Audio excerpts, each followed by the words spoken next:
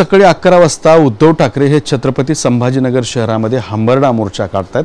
या संदर्भात बोलण्यासाठी आपल्यासोबत छत्रपती संभाजीनगरचे खासदार संदीपान भुमरे साहेब आहेत। भुमरे साहेब, काय सांगाल, आज हंबरडा मोर्चा निघतोय?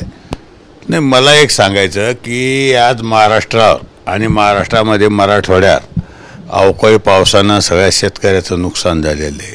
कारण आतोनात नुकसान झालं। आपल्याला सांगतो की शेतकऱ्याचं पीक हाताशी आलेले गेलेले आणि याच्यासाठी सरकारने मला वाटतं 32,000 कोटीची मदत ही जाहीर केलेली आहे आणि दिवाळीपूर्वी शासनाने सांगितलं की आम्ही शेतकऱ्याला मदत करणार आहे।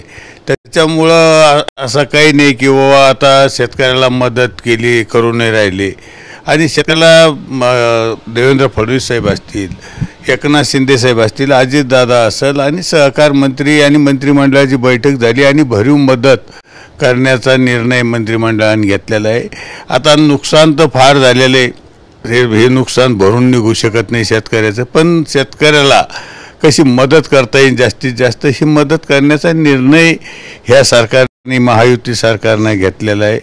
आता मला एक सांगायचं की मदत जर झाली नसती तर मग जर कधी उद्धव साहेबांनी जर कधी हंबरडा मोर्चा काढला असता, आणखीन कोणता मोर्चा काढला असता तर आपण समजून घेतलं असतं। पण जर समजा मदत करून हा मोर्चा काढायचा, याचं कारण एकच आहे, फक्त जिल्हा परिषद आणि पंचायत समिती, महानगरपालिका, नगरपालिकेच्या निवडणुका डोळ्यासमोर ठेवून यांनी हा हंबरडा मोर्चा काढायचा निर्णय घेतलेला आहे।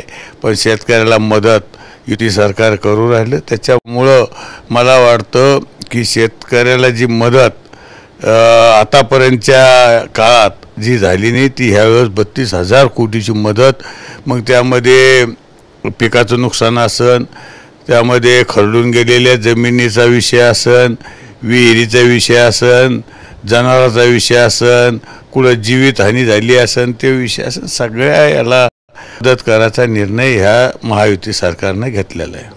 पण उद्धव ठाकरे किंवा शिवसेना ठाकरे गट असं म्हणतात की हे जो काही 31,000 कोटीचं पॅकेज दिले, 32,000 कोटीचं, ते फसवं पॅकेज आहे, ते शेतकऱ्यांपर्यंत पोहोचणार नाही आणि ते वेगवेगळ्या योजनातून दिलं जाणार आहे। म्हणजे थोडक्याकडे जे खातं होतं रोजगार हमी, त्याच्यामधून सुद्धा 7-8 हजार कोटी दिले जाणार आहेत वेगवेगळ्या उपक्रमांतर्गत। मला काय म्हणायचं की सरकार मदत करतं हे महत्त्वाचं आहे। निधी कुणी कुणाला काय आला याच्याशी घेणं नाही, कारण शेतकऱ्याला मदत करणं गरजेचं आहे। शेतकऱ्याला घेणं नाही, शेतकऱ्याला फक्त मदत पाहिजे। कोणत्या रोजगार हमीकडून घेतला काय, दुसऱ्या खात्याकडून वळवला का, हा मंत्रिमंडळाला अधिकारी। हा जर कधी शेतकऱ्याला मदत नसती केली आणि शेतकऱ्याला मदत नाही झाली तर मग यांनी मोर्चा काढायला पाहिजे। पण मदत आता होऊ राहिली तरी बी यांना राजकारण त्यामध्ये करायचं। मला काय म्हणायचं की याच्यामध्ये राजकारण करू नये, याच्यामध्ये शेतकऱ्याला आपल्याला पुन्हा कसं आपल्याला त्यांच्या पाठीशी उभा राहता येईल याच्यासाठी मदत करायची। पण याच्यातून इकडचा निधी घेतला, तिकडचा निधी घेतला, अरे निधी कोणता घेतला तर मंत्रिमंडळाला अधिकारी, सरकारला अधिकारी। त्याच्यामुळं ह्या बोलण्याला, उद्धव साहेबाच्या बोलण्याला काही अर्थ नाही। मला वाटतं शेतकऱ्याला मदत होऊ राहिली, त्यांनी सगळ्यांनी याच्यात राजकारण न करता सगळ्यांनी शेतकऱ्याला मदत करावी, हे ह्या मताचं मी आहे। काल भाजपची बैठक झाली आणि तुमचीही एकनाथ शिंदे साहेबांची इथं बैठक झाली। तर भाजपच्या बैठकीमध्ये असा सूर निघालेला आहे की स्थानिक स्वराज्य संस्थांच्या निवडणुका आहेत त्या शक्यतो सोबळावर लढण्याचा प्रयत्न करायच्यात। युती करावी लागलीच तर शिंदेंसोबत युती करावी, परंतु अजित पवारांसोबत युती नकोच, अशा स्वरूपाचा सूर जो आहे तो त्या बैठकीमध्ये दिसला। आता भाजपच्या बैठकीमध्ये काय झाला निर्णय, काय चर्चा झाली याच्या बाबतीत मला सांगता नाही यायचं, याच्या बाबतीत आपल्याला कल्पना असेल। पण आमच्या बैठकीत असा निर्णय झाला की आपण महायुती म्हणून लढायचं आणि महायुती म्हणून आम्ही सुद्धा सांगितलं की महायुती म्हणून आपल्याला लढायचं।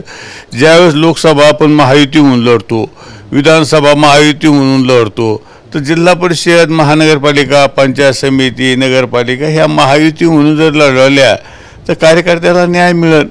आणि कार्यकर्त्याला आता त्यांच्या कार्यकर्त्याच्या निवडणुका आहे आणि मला एक सांगायचं आहे की आता फार दिवसानंतर या निवडणुका होऊ राहिल्या, तर आपण महायुती म्हणून आम्ही लढणार आहे। एकनाथ शिंदे साहेबांनी आम्हाला स्वतः सांगितलं की महायुती म्हणून आपल्याला लढायचं आहे।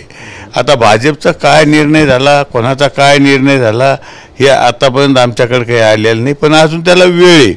अजून आता ज्यावेळेस निवडणुका जाहीर होतील आणि त्यावेळेस मग आमच्या बैठका होतील आणि बैठकामधून जर स्थानिक पातळीला जर आमची युती झाली तर चांगल्या गोष्टी आहे, नाही झाली तर वरचे नेते मंडळी निर्णय घेतील महानगरपालिकेच्या बाबतीत, जिल्हा परिषदच्या बाबतीत, जे मोठे म्हणजे महानगरपालिका जिल्हा परिषद बाबतीत वरचे वरिष्ठ नेते निर्णय घेतील. पण जे खालच्या नगरपालिका वगैरे जे काही असतील त्या बाबतीत आम्ही खाली बसून कसं युतीच्या माध्यमातून लढवता येईल त्यासाठी आम्ही प्रयत्न करू. आता तुम्ही खासदार म्हणून तुमचा छत्रपती संभाजीनगर महापालिका आणि जिल्हा परिषद निवडणुका ज्या आहेत तुमच्या नेतृत्वाखालीच पार पडणार आहेत. तुम्हाला असं वाटतं का की अजित पवारांना सोबत घेतलं तर महापालिका किंवा झेडपीमध्ये काही फटका बसेल? नाही, मला काय म्हणायचं की आता आपण विधानसभा महायुती म्हणून लढलो, लोकसभा महायुती म्हणून लढलो आणि जर समजा सगळंच जर आपण संस्था स्थानिक स्वराज्य संस्था जर महायुती म्हणून लढलो तर मला वाटतं चांगलं राहील. कारण आपल्याला माहिती आहे विधानसभेला सगळी युती होती तर किती भरघोस यश आलेले, तसंच खाली सुद्धा यश आल्याशिवाय राहणार नाही. आता हंबरडा मोर्चावरून आणखी एक प्रश्न. उद्धव ठाकरे आज क्रांती चौक ते गुलमंडी स्वतः मोर्चातून चालत जाणार आहेत. नाही, मला काय म्हणायचं, क्रांती चौक ते गुलमंडी हा काही फार मोठं काही अंतर नाही. म्हणून मला काय म्हणायचं की त्यांनी क्रांती चौक ते गुलमंडी तर मुळात मी सांगितलं ना की हे या मोर्चामध्ये राजकारण आहे. ह्याच्यामध्ये आता शेतकऱ्याला पंचनामे जवळजवळ आता होत आले, सगळा अहवाल तयार झाला, 1-2 दिवसात अहवाल सादर होईल. आणि मला एक सांगायचं की आता सगळं झाल्याच्या नंतर शेतकऱ्याला मदत घोषित केली. जे खरडून जमीन गेली त्याच्यामध्ये एकरी 3.5 लाख रुपये देण्याचा निर्णय घेतला. आता याच्यापेक्षा आणखीन मला वाटतं आतापर्यंत असे निर्णय कधी झाले नव्हते. आता पहिल्यांदा शेतकऱ्याला मदत देण्याचं चांगलं काम ह्या महायुती सरकारने केलं. उद्धव साहेबाच्या काळातसुद्धा ओला दुष्काळ पडला होता त्यावेळेस किती मदत केली हे त्यांना माहिती.